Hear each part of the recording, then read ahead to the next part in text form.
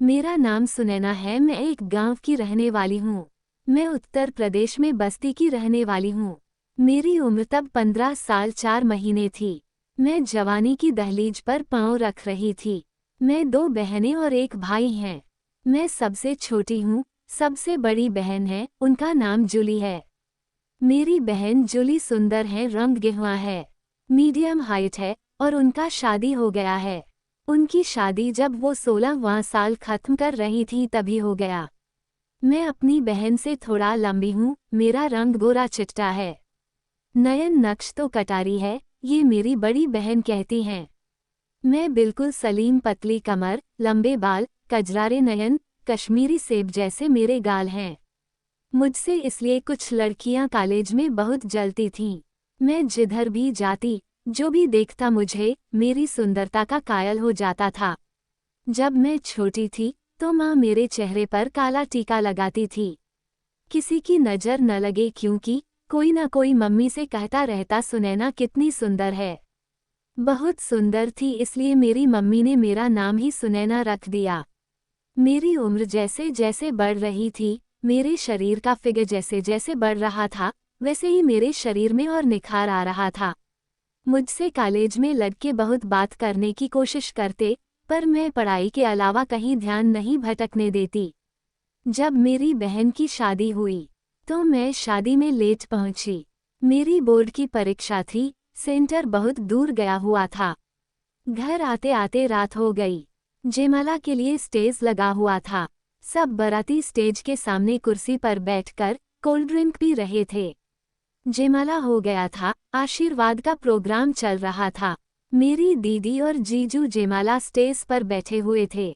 मैं तभी सज संवर कर घाघरा चोली में प्रवेश की। मैं छिप गई उस समय जब सभी बाराती, जैसे ही मैं प्रवेश की, कोल्ड ड्रिंक पीना छोड़कर मुझे ही सब देखे जा रहे थे।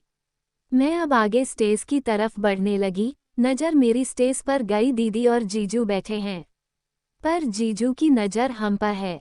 मेरी नज़र जीजू से लड़ गई। मैं नज़र नीचे कर ली। चलते चलते नज़र फिर ऊपर की, लेकिन जीजू की नज़र हम पर ही थी। मैं नज़र नीचे कर ली। मैं जितनी बार नज़र ऊपर की, जीजू की नज़र मानो हमसे हटी नहीं रही थी। जीजू एक टक हमें ही देखे जा रहे थे। मैं स्टेज पर जाकर दीदी और जीजू के पैर छूकर दीदी के बगल में खड़ी हो गई। तभी फोटो खींचने वालों की बाढ़ लग गई। सब मोबाइल से फोटो खींचने लगे। शादी में उस दिन बहुत लोग ताड़ रहे थे, उसमें मेरे जीजू भी एक थे। शादी को लगभग 1 साल हुआ था।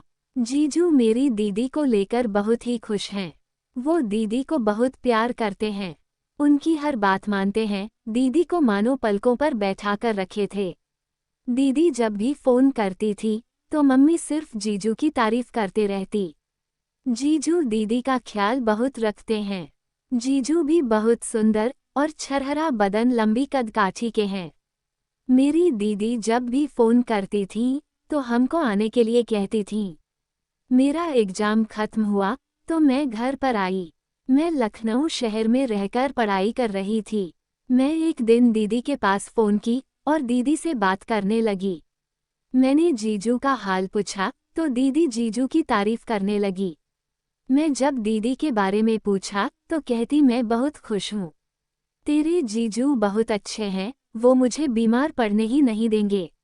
एक बार गलती से छींक भी अगर आ गई तो दिन में 100 बार फ़ोन करके पूछेंगे कैसी तबीयत है, डॉक्टर को दिखाएंगे। कभी कभी डॉक्टर भी परेशान हो जाते, कुछ हुआ नहीं तो क्या देखूं। ये बात सब सुनकर मैं बहुत खुश हुई। मेरी दीदी खुश हैं और क्या चाहिए। दीदी मुझसे पढ़ाई के बारे में पूछने लगी। मैं बताई कि पढ़ाई बहुत अच्छा चल रहा है, एग्जाम खत्म हो गया है, इसलिए मैं घर आ गई हूँ। दीदी खुश हो गई और बोली, आ जाओ कुछ दिन के लिए मेरे पास, मैं लिवाने के लिए तुम्हारे जीजू को भेज रही हूँ। मैं कुछ नहीं बोली। जब शाम हुआ जीजू ऑफिस से आए तो जीजू ने फ़ोन किया। मैं फ़ोन उठाई और बोली, हेलो। उधर से कोई आवाज़ नहीं आया। मैं फिर बोली हेलो तो उधर से आवाज़ आया, मैं अनुराग बोल रहा हूँ। आप कौन बोल रही हैं? मैं बोली, नमस्ते जीजू, मैं सुनैना बोल रही हूँ। अच्छा, तो मेरी आधी घरवाली सुनैना ने फोन उठाया है। तभी मैं कहूँ, इतनी कोयल जैसी मधुर सुरीली आवाज आ रही है। ये सासू माँ की आवाज तो नहीं है। मेरे जीजू मजा किया है, इसलिए वो बोले, साली होती है आधी घरवाली। मैं भी मजाक का मजा किया उत्तर दे दी। जीजू तो पूरी बना लीजिए, आधी क्यों? तो सुनकर जीजू हंसने लगे और बोले, ऐसी हसीन लड़की से कौन नहीं शादी करना चाहेगा। मैं तो उसी दिन जयमाला तुम्हारे ही गले डाल देता, पर तुम जयमाला के बाद आई। रसमलाई मेरे भाग में नहीं था, जीजू बोले। सुनकर क्या जीजू आप भी? कहकर मैं हंसने लगी और सोचने लगी, इसलिए उस दिन जयमाला स्टेज पर बैठे बैठे जीजू हमें ताड़ रहे थे। जीजू बोले, आप तैयार हो जावे, आपको लेने आ रहे हैं, आपकी दीदी का आदेश है। मैं कुछ नहीं बोली। अगले दिन सुबह जीजू मेरे घर पहुंच गए। मैं उनके लिए पानी और स्वीट लेकर आई और मैं बोली, जीजू पानी पी लीजिए। स्वीट को आगे बढ़ा दिया। जीजू बोले, आपकी बोली ही मेरे पूरे मन को मीठा कर गई। अब स्वीट कहाँ खाए। मैं शर्मा कर अंदर चली गई और किचन में चाय बनाने लगी। चाय बनाकर जीजू के पास आई और जीजू को चाय दे दी। जीजू चाय की पहली चुस्की लेते ही कहने लगे, आप चाय बहुत अच्छा बनाती हैं। मेरी आंखों की तरफ देखकर बोले, जैसे आपकी आंख में नशा है, वैसे ही आपके चाय में भी नशा है। मैं भी ठोक दी, जीजू कितना भी तारीफ करिए, मैं फंसने वाली नहीं हूँ। पर जीजू झूठा तारीफ क्यों कर रहे हैं, मैं इतनी भी सुंदर नहीं हूँ। जीजू बोले, आप बहुत सुंदर हो सुनैना। मैं जब पहली बार आपको जयमाला स्टेज की तरफ आते देखा तो आप बहुत सेक्सी दिख रही थी, घाघरा और चोली में आंखें मानो जान ही ले लें। इतनी नशीली आंखें थीं, मन ही मन में सोचने लगा, काश मेरी शादी इस लड़की से हो रही होती। आप उस दिन जन्नत की परी लग रही थी। मैं शर्मा गई और तैयार होने अंदर चली गई। मैं आज मन बना ली कि जीजू को तड़पाना है, इसलिए वही घाघरा चोली निकाली और दर्पण के सामने तैयार होने लगी। सज संवर कर निकली दीदी के घर जाने के लिए। हम दोनों लोग बाइक पर निकले, मैं जीजू के पीछे बैठ गई। जीजू बाइक लेकर चलने लगे। जीजू जानबूझकर लंबा रास्ता चुना। वो ऊबड़ खाबड़ वाले रास्ते से ले जा रहे थे। ब्रेकर पर गाड़ी स्लो नहीं करते और अचानक ब्रेक लगा देते और मैं उनसे चिपक जाती। मेरे उभार जीजू से टच हो जाते थे। मैं समझ गई जीजू जानबूझकर ऐसा कर रहे हैं कि मेरे उभार उनसे टच हो। हचकाता उड़ाते लेकर जा रहे थे। जब जब तेज ब्रेक मारते मेरे बूब्स उनसे टच हो ही जाता। मैं कितनी भी अपने आप को टच होने से बचती, पर टच हो ही जाती थी। मैं बोली, जीजू इतनी तेज गाड़ी भगा रहे हैं, कहीं हमको भगाकर ले जाने का इरादा तो नहीं है। जीजू बोले, आप बोलो तो भगा ही ले जाऊंगा। ऐसे ही बातें करते हम लोग दीदी के घर पहुंच गए। जीजू दीदी से बोले, तुम्हारी बहन तो बहुत ही अच्छी है। ये पढ़ने में भी बहुत तेज है, क्योंकि मैंने इससे रास्ते में कुछ सवाल पूछे जिसका वो जवाब बिल्कुल सही दे रही थी। जब हम लोग रास्ते में थे तो जीजू से पढ़ाई के बारे में बात हुई थी। जीजू कुछ पूछते झट उसका उत्तर दे देती। तब दीदी बोली, इसीलिए तो हम लोग इसे शहर भेजे थे पढ़ने के लिए, ताकि अपने पढ़ाई में कामयाब हो सके और कुछ अच्छा कर दिखाए। जीजू दीदी के सामने भी मेरी खूब तारीफ के पुल बांधने लगे। हमको लग रहा था जीजू साली पर डोरे डालने लगे थे। इस तरह जब भी जीजू को मौका मिलता तो मुझसे बात करने लगते। जब भी मौका मिलता तारीफ करने लगते। बात करने के लिए कोई ना कोई बहाना ढूंढते रहते। एक दिन मैं शीशे के सामने बैठी हुई थी, जीजू के बारे में ही सोच रही थी कि जीजू दीदी का कितना ख्याल रखते हैं। दीदी बहुत खुश नसीब हैं कि इतना अच्छा हमसफर मिला है। तभी अचानक जीजू आ जाते हैं और पीछे खड़े होकर बोले, क्या सोच रही हो सुनैना? और मेरे बालों में अपनी उंगलियों को फेरने लगे। मैं बोली, जीजू अभी दीदी आ जाएगी और आपका क्लाश भी लगा देंगी। वो अभी नहीं आएगी, जीजू बोले और मेरे बालों में हाथ सहला ही रहे थे कि अचानक दर्पण पर एक छिपकली आ गई। मैं डरकर जीजू की तरफ घूमी और जीजू का हाथ मेरे बालों से सरक कर मेरे बूब्स पर आ गए। उस समय मुझे 440 बोल्ट का झटका लग गया। मेरे दोनों बूब्स जीजू के दोनों हाथ में था। मैं शर्मा कर अंदर चली गई। उस समय मेरे शरीर में करंट जैसे दौड़ गया। जीजू को तो मानो दोनों हाथों में लड्डू ही मिल गया हो। वो बड़ा खुश लग रहे थे। हमेशा दीदी और जीजू खुश रहते। मैं किसी दिन भी किसी भी बात के लिए कभी लड़ते नहीं देखी। हाँ, एक दूसरे को कहीं भी आपस में मजाक करते हुए देखती थी। और एक दिन जीजू को किचन में दीदी का किस लेते हुए देख ली तो जीजू शर्मा गए। एक दिन जीजू ऑफिस गए थे। उनका आज प्रमोशन होने वाला था, इसलिए घर में खुशहाली का माहौल था। दीदी जीजू से बोली थी, आज आपके लिए आपकी पसंद का खाना बनाऊंगी। दीदी से बोलकर मैं नहाने चली गई। मैं जब नहाकर कपड़े बदलने लगी तो मेरा कपड़ा नीचे बाथरूम में गिर गया और भीग गया। मैं दीदी से बोली तो दीदी अपना कपड़ा हमें दी। मैं पहनकर बाहर निकल आई और दर्पण के सामने अपने बालों को संवारने लगी। दीदी किचन में काम कर रही थी। दीदी हमको किचन में बुलाने लगी। मैं किचन में गई तो दीदी बोली, सुनैना तब तक इसे तुम चलाते रहो, मैं तब तक सब गीला कपड़ा को छत पर डाल आती हूँ। दीदी छत पर कपड़ा डालने चली गई। मैं किचन में चलाने लगी कि जले मत। तभी जीजू ऑफिस से आ गए और चुपके से दीदी को सरप्राइज देना चाहते थे, इसलिए आराम से बिना साउंड किए दबे पांव ढूंढने लगे और मुझे भी पता नहीं चला। तब तक वो किचन में चुपके से पहुंच गए। जीजू किचन में धीरे से घुसे और पीछे से ही मेरे दोनों बुब्स को दोनों हाथों से पकड़कर गाल पर किस करने लगे और प्यार से दोनों बुब्स को मसल भी दिया। मुझे तो बहुत गुस्सा आया कि जीजू मेरे साथ ये क्या कर रहे हैं। जब जीजू हाथों से जो मेरे बूब्स को पकड़े, शरीर में मानो करंट दौड़ गया था। 440 बोल्ट का झटका महसूस करने लगी और जीजू का किस तो मेरे पूरे बदन में आग ही लगा दी। पर जीजू जल्दी ही समझ गए मैं रूबी नहीं सुनैना हूँ और बुब्स से हाथ हटा लिया और सॉरी कहते हुए बाहर निकल गए। मैं समझ गई दीदी का कपड़ा पहनी थी, इसलिए जीजू से अनजान में गलती हो गई। ये बात मैं दीदी से नहीं बोली, पर यह घटना मेरे शरीर में आग लगा दी। मैं उस दिन मुझे पल भर का वह घटना मेरे दिल के तार को छेड़ दिया था। उस समय बहुत अजीब सी फीलिंग महसूस हुआ था। मुझे नहीं मालूम कि क्या और क्यों, पर मुझे अच्छा महसूस हुआ था। पर मुझे अपनी मर्यादा का भी ख्याल था, इसलिए अब और चौकन्ना रहती थी, क्योंकि जीजू तो हर दिन चाहते ऐसा ही एक्सीडेंट हो। ये छोटी छोटी जीजू की घटनाएं एक दिन बड़ी घटना का कारण बन रही है, इससे मैं अनजान थी। जीजू मुझसे बहुत लगाव रखते थे, मुझसे खूब प्यार से बातें करते। मेरा साथ उनको बहुत अच्छा लगता था, मुझे भी उनकी बातें अच्छी लगती थी। एक दिन दीदी पड़ोसी के वहां गई थी और जीजू किसी काम से बाहर गए हुए थे। मैं घर पर अकेली बाथरूम में नहा रही थी। जीजू समय से पहले ऑफिस से घर आ गए और अंदर दीदी के कमरे में बैठकर पेपर पढ़ रहे थे। कमरे से बाहर बाथरूम सामने ही था। अंदर से मैं नहाकर कमरे की तरफ बढ़ने लगी। मुझे नहीं मालूम था कि कमरे में कोई है। जीजू ऑफिस थे, दीदी पड़ोसी के यहाँ गई थीं।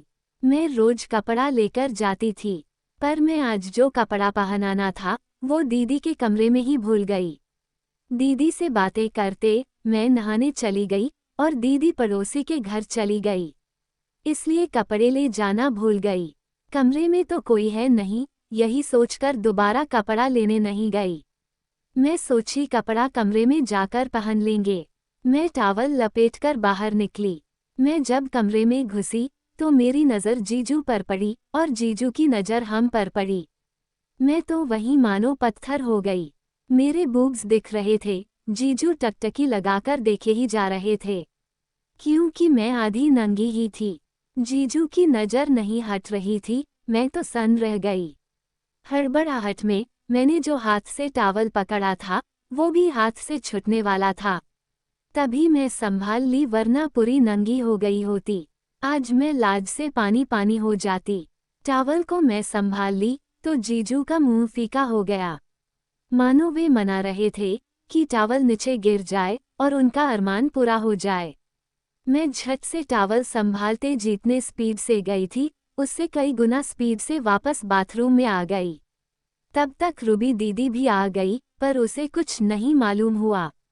मैं कपड़ा पहनकर बाहर आ गई। आज जीजू की हरकतों को देखकर मैं तो सोचने लगी, जीजू को मुझे देखकर नजरें तो फेर लेनी चाहिए, पर वो तो और ध्यान से देखने लगे। मुझे ये बात अजीब लगी, पर गलती तो मेरी ही थी।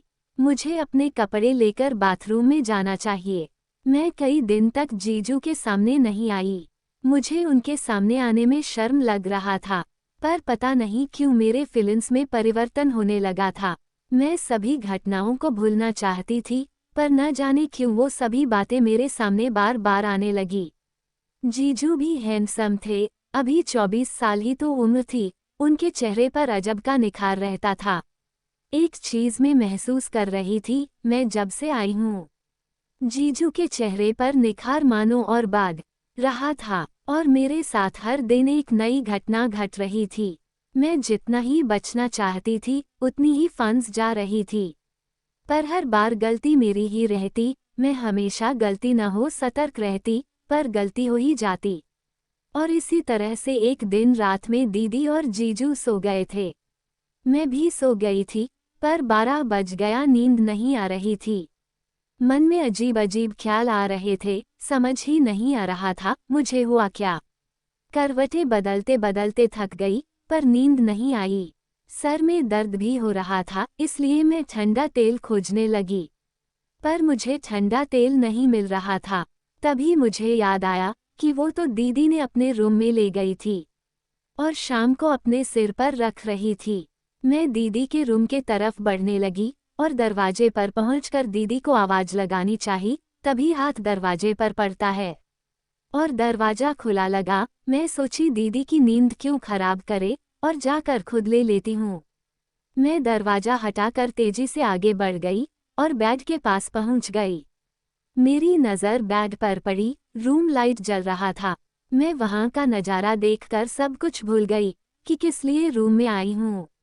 मैं बिल्कुल सुन्न हो गई थी और दिल की धड़कन बढ़ गई। मेरे सामने दीदी और जीजू, पर उन्हें नहीं मालूम कि कमरे में कोई आ गया है। दीदी की आहें भरने की आवाज निकल रही थी। मैं वहां से मुड़ी और बाहर निकल गई। उनको कुछ पता नहीं चला कि कोई रूम में आया था। मैं अब पहले से भी ज्यादा उलझन महसूस करने लगी। मैं सोचने लगी, आज अगर दीदी को पता चल गया होता तो मैं दीदी को क्या जवाब देती। मुझे बिना बोले उनके कमरे में नहीं जाना चाहिए था, पर अंदर का सब सीन मुझे परेशान करने लगा। दीदी का चेहरा मुझे साफ दिख रहा था कि वो कितनी खुश थी। उनका चेहरा एकदम खिला था। वो मानो कितना बड़े आनंद के सफर पर सवार होकर आहें भर रही थी। क्या वो इतनी बड़ी खुशी है?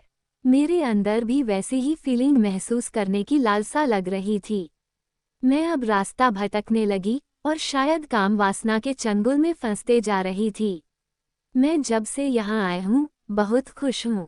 ज्यादा मन आनंदित हो रहा था, पर मैं ये भी जानने लगी, अब रुकी तो कुछ ना कुछ मेरे साथ हादसा हो जाएगा और मैं चाहकर भी उस समय कुछ नहीं कर पाऊंगी।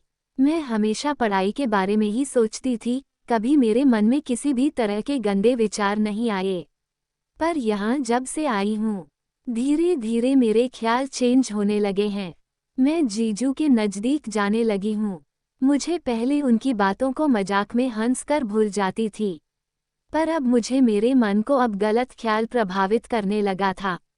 मैं दीदी से बोली कि दीदी मैं अब घर जाऊंगी, पर दीदी और जीजू दोनों ने रोक लिया, मुझे नहीं जाने दिया। दीदी बोली कुछ दिन और रुक जाओ फिर चली जाना। मैं दीदी से कैसे कहूँ कि नहीं गई और कुछ गड़बड़ हो गया, क्योंकि जीजू भी कुछ ज्यादा ही हमसे नज़दीकी बनाने लगे थे और मैं भी जब जीजू को देखती तो मेरे मन में अजीब सी फीलिंग आने लगती थी। मेरी दीदी का इलाज लेडीज डॉक्टर से चल रहा था, क्योंकि कई साल हो गया था दीदी माँ नहीं बनी थी। कुछ ही दिन बीते थे कि एक दिन दीदी डॉक्टर को दिखाने गई थी और जीजू उस दिन ऑफिस से जल्दी घर आ गए थे।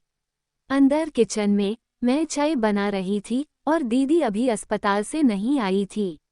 जीजू कमरे में आकर बैठ गए।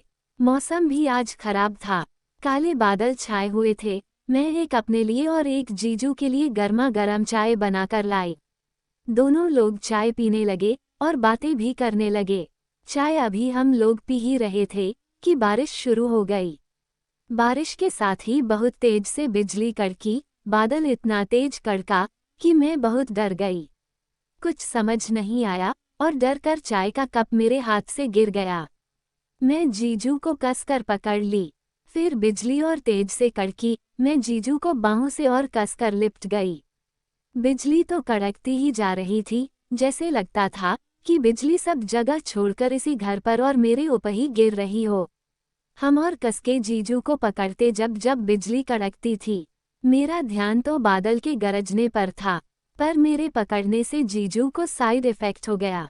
जब मेरे बुब्स उनके शरीर से टच हुए, मानो जीजू जोश में आ गए, उनके शरीर में हलचल होने लगी। मैं पकड़ी थी तो महसूस की, अब वो भी मुझे बाह में भर लिए। मेरा ध्यान जब अचानक टूटा तो जीजू मेरे पीठ को सहला रहे थे। मुझे ये अजीब लगा और मैं उनसे दूर जाना चाही। तभी बादल से तेज आवाज से कड़कती बिजली मानो मेरे ऊपर ही गिर गई। मैं डर कर जीजू से फिर चिपक गई। जीजू का भी मन अब बहक गया था, वो मुझे अपने करीब लाने लगे। मैं भी अपने ख्यालों में कहीं खो गई। और जो नहीं होना चाहिए था, जिससे मैं डर रही थी, वही सब हो गया। मैं ऐसी अवस्था में पहुंच गई कि सभी मान मर्यादा भूल गई और अपने आप को जीजू को सौंप दी।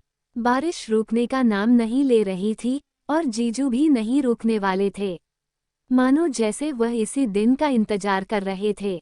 बारिश में दीदी भी फंस गई थी।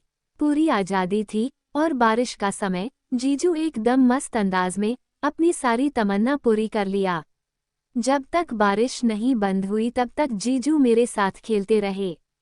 मैं भी शायद जिस अनहोनी से भाग रही थी, नहीं भाग पाए। हम दोनों सारी हदें पार कर चुके थे। जब इश्क का बुखार उतर गया तो मैं और जीजू दोनों पछताने लगे। ये सब नहीं होना चाहिए था जो आज हम लोगों के बीच हो गया। कुछ समय बाद बारिश रुक गई और थोड़ी देर बाद दीदी भी आ गई। मैं दीदी से नजरें चुराने लगी। मैं उनसे कैसे नजरें मिलाऊं? मुझसे इतनी बड़ी गलती हो गई थी। दीदी पूछने लगी, सुनैना क्या बात है, आजकल तुम परेशान लग रही हो। मैं दीदी से बहाने बना दी कि मुझे अब कंपटीशन की तैयारी करनी है, तो उसी के बारे में सोच रही थी और मैं अपने घर चली गई। कुछ दिन बाद ही पता चल गया मैं पेट से हो गई हूँ। जब ये बात मुझे पता चली, मेरा इश्क का सब बुखार उतर गया। मैं अब बहुत पछताने लगी। मैं बहुत परेशान हो गई। मैं अब मम्मी पापा को क्या मुंह दिखाऊंगी? मैंने जीजू को फोन किया। जीजू सुनकर चौंक गए और उनकी तो सांस ही उखड़ने लगी। अब कुछ समझ नहीं आ रहा था कि क्या करूं। मैं जीजू से बोली, अब सोचने का वक्त नहीं है। जीजू मुझे भी अपना लीजिए। जीजू बोले, रूबी ये कभी नहीं स्वीकार करेगी। उसको जब ये पता चलेगा तो जीते जी मर जाएगी। जीजू बोले, मुझसे बहुत बड़ी गलती हो गई, परंतु इसका प्रायश्चित कैसे करूं, समझ में नहीं आ रहा। एक दिन जीजू बोले, सुनैना तुम अबॉर्शन करवा लो, यही एक उपाय है। मैं जीजू से बोली, मैं ऐसा नहीं कर सकती और मैंने फैसला किया, मैं इस बच्चे को नहीं मारूंगी। मैं जीजू को बोल दी, अब मैं यही चाहती हूँ कि यह बच्चा इस दुनिया में आए, क्योंकि मैं एक गलती कर चुकी थी। अब फिर उस बच्चे को मारकर दूसरी गलती नहीं करना चाहती थी। पर मैं उस बच्चे को क्या नाम दूंगी? समाज को, अपने मम्मी और पापा को क्या बताऊंगी? हम और जीजू इस बात से हमेशा परेशान रहने लगे और धीरे धीरे यह बातें दीदी को भी पता चल गया। दीदी तो बहुत गुस्सा हुई, पर वो भी अब क्या करे, उसे भी समझ में नहीं आ रहा था। वो किसे गुनाहगार समझे, अपनी बहन को या अपने पति को, क्योंकि गलती तो दोनों ने की थी। दीदी ने मम्मी से बात की और सारी बातें बता दी और बोली, मैं अनुराग से तलाक लेने जा रही हूँ। मम्मी ने दीदी को बहुत समझाया कि तलाक मत लो, मैं सुनैना को समझाती हूँ। मम्मी ने मुझे समझाया और मैं अबॉर्शन के लिए तैयार हो गई। और मेरा सब कुछ खत्म होने वाला था। मैं अब पढ़ाई करके कुछ बनने का फैसला ली। अब मैं अबॉर्शन के लिए तैयार हो गई। दीदी मम्मी के साथ मुझे अबॉर्शन के लिए उसी हॉस्पिटल में ले गई जहां दीदी की दवा भी चल रहा था। जब हम लोग डॉक्टर आरती के पास पहुंचे, डॉक्टर आरती दीदी से कहने लगी, आपका रिपोर्ट आ गया है। डॉक्टर दीदी को अंदर ले जाती हैं। दीदी बहुत समय के बाद अंदर से आती हैं। उनके चेहरे से लग रहा था कि वो अभी और ज्यादा परेशान हैं। मम्मी दीदी से पूछने लगी, तभी दीदी को उनके जांच का रिपोर्ट मिलता है। डॉक्टर दीदी का रिपोर्ट पढ़ती हैं कि वो कभी भी मां नहीं बन पाएगी। दीदी की बात सुनकर मम्मी को बहुत दुख हुआ। ये बात सुनकर मैं भी बहुत दुखी हो गई। कुछ समय दीदी चुपचाप बाहर बैठी रही, फिर वो मम्मी के पास आई और मम्मी से बोली, सुनैना की शादी अनुराग से कर दीजिए। मैं तो अनुराग को वारिस दे नहीं सकती। शायद भगवान की यही मर्जी है। मैं दीदी के लिए बहुत दुखी थी, पर मैं दीदी की बात मान गई और जीजू के साथ मेरी शादी हो गई। मैं जीजू से बोली, आप आधी घरवाली की बात कर रहे थे, मैं पूरी घरवाली बन गई। क्या सही क्या गलत, पर कभी कभी हम हद से इतना निकल जाते कि जहां ये रिश्ते हमें गलत मोड़ पर पहुंचा देते। इसलिए ऐसे रिश्तों में ज्यादा क्लोज नहीं होना चाहिए। आपको सच्ची घटना की कहानी सुनकर अच्छी लगी हो तो लाइक और शेयर करें और कमेंट करके बताएं। चैनल पर नए हो तो चैनल को सब्सक्राइब कीजिए और बेल आइकन जरूर दबाएं ताकि जब हम नए वीडियो को अपलोड करें तो वीडियो का नोटिफिकेशन सबसे पहले आपको मिले। Thanks for watching.